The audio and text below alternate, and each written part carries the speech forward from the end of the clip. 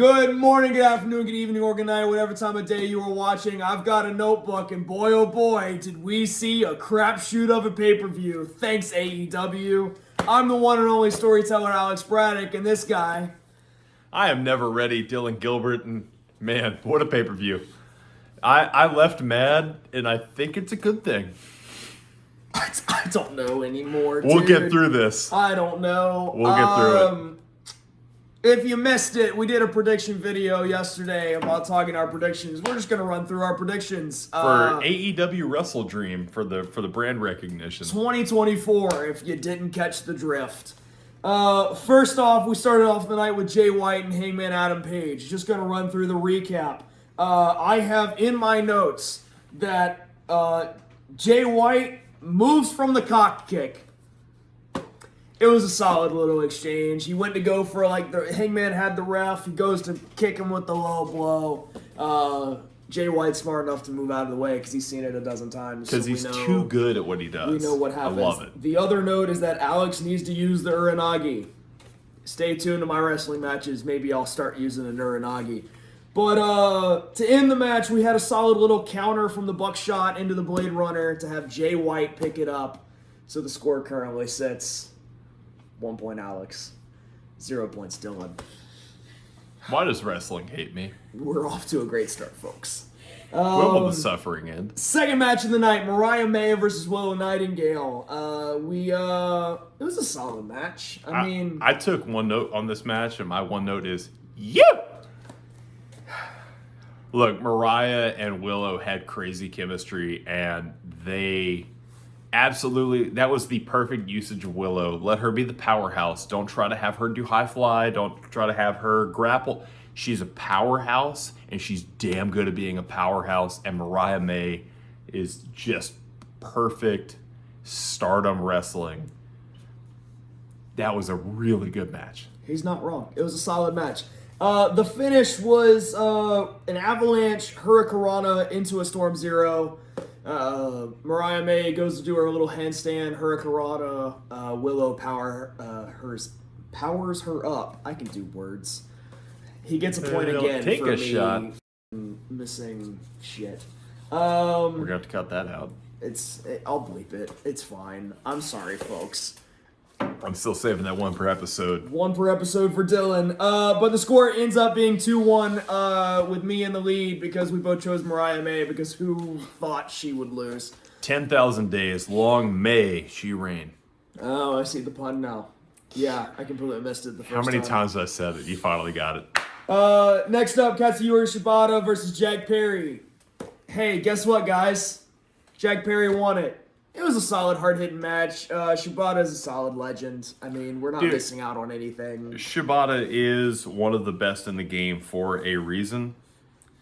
I mean, you knew he wasn't going to win the match, but for him and Perry to go after each other the way they did, for Perry to take the amount of chops he did, and still pull out the win. And look, man, the choking Jack Perry out, but his shoulders were to the mat, and he was so locked in on choking Jack Perry out that he got pinned.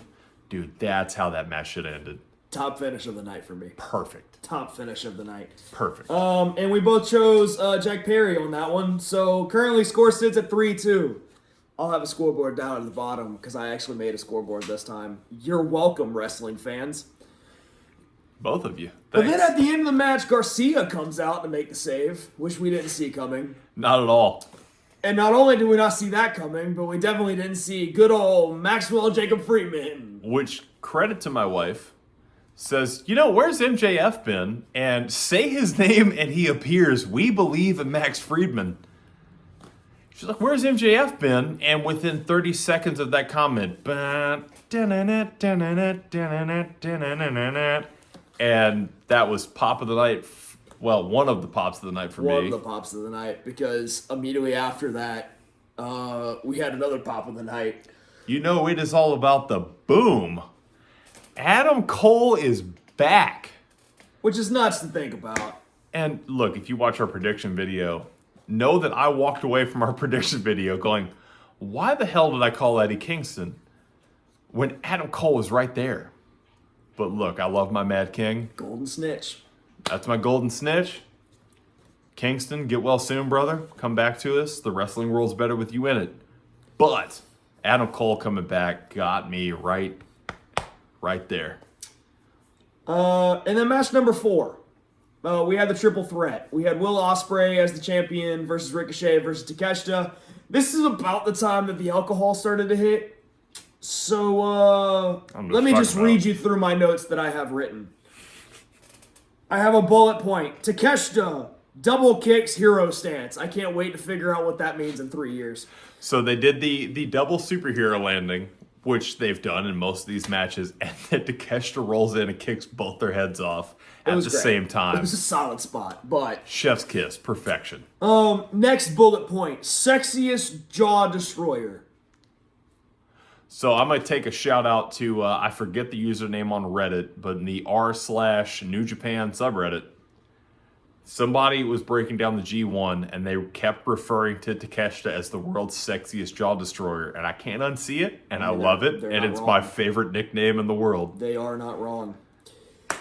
Next bullet point. Blue Thunder Bomb! If you know anything about us, we believe that everyone has a Blue Thunder Bomb. And in Takeshita's sense, he legitimately has a Blue Thunder Bomb. Everybody kicks out at 2. It's 2 count.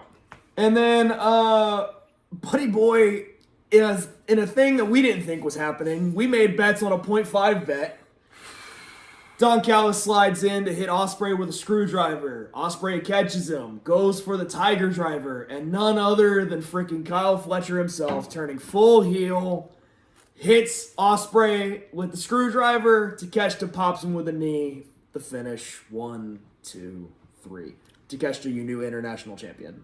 Let me just say, go ahead and just, if you're a Photoshop master, go ahead and just, this is me putting on the clown makeup. I said to this guy after we finished recording, dude, there's no way. They're putting the United Empire graphics up. They're putting the logos on the gear.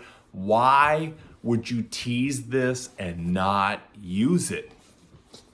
And then Kyle Fletcher turns heel, and I'm going to save this one for later in the night, but F you, Kyle Fletcher. We talk about how you're the most underrated wrestler in the world, and you turn on your best friend. I mean, the heat. I respect the heat, but God, that hit me in the heart, man. Tune in on Monday where we'll talk more on this. Oh, I'll tear off in this. But yes, then the score now becomes, because we both take Takeshita, it becomes 4.5 Alex, 3 Dylan. Boy, oh boy, did we have some fun with that one. And then the next one, I have match number 4.5, Swerve's back. Look, I thought this was a fun promo set. It was a good promo. When Swerve kept... Look, I've got my issues with the character. He played this to perfection. He kept turning MVP with the, like, you know what? Maybe you do have a point. Maybe because I'm with this guy, things haven't been going great. And then at the end, but you know what he is? He's family. You don't turn your back on family. It's like, man, is Swerve making me feel emotions? Yeah, we're finally trying to get him babyface. That's what it is. Look, he's going to be back to heel in like 30 seconds, and they're still going to cheer for him. But hey, we got a Benjamin Swerve tease, and I'm all about it. Give me more Shelton Benjamin. Match number 5, Hologram versus Mortos. I'll give you the summary. Flippy Dippy Saturday, folks. Good lucha things.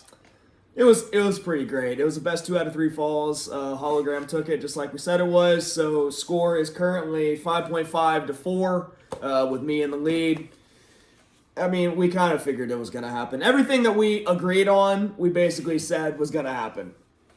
We know wrestling, folks. We slightly know wrestling. Only a little bit. Match number 6, Darby Allin versus Brody King. If anything was going to be an upset, it sure as crap was going to be that match. It was a heck of a match, but Darby does the double coffin drop to end the match. 1 to Brody on the steel stairs, and then another as Brody is sliding in at the 9 count off the top rope to finish the match.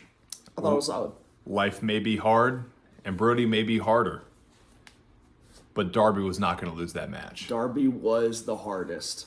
Shout out God Tate. If you like hardcore. Alex is at 6.5. Dylan's at a 5. We were the same on this one. Now, the only thing that may have been able to save Dylan is this match right here. Match number 7 of the night. Young Bucks walking in as tag team champions versus the Private Party, the challengers. And buddy, you almost had me convinced. You made a point. They had a promo package, and the Amazing Red, the trainer of Private Party, Now, was in this promo package. I'm going to get a little personal on this one. Get it. As a man who has devoted the last few months of my life to getting in better shape, I'm sitting here drinking a beer tonight. I like it. It's my job. It's my passion. When Private Party, in this video package, they had the drinks and they went to cheers the drinks. They looked at each other and they set them down. They pushed them away.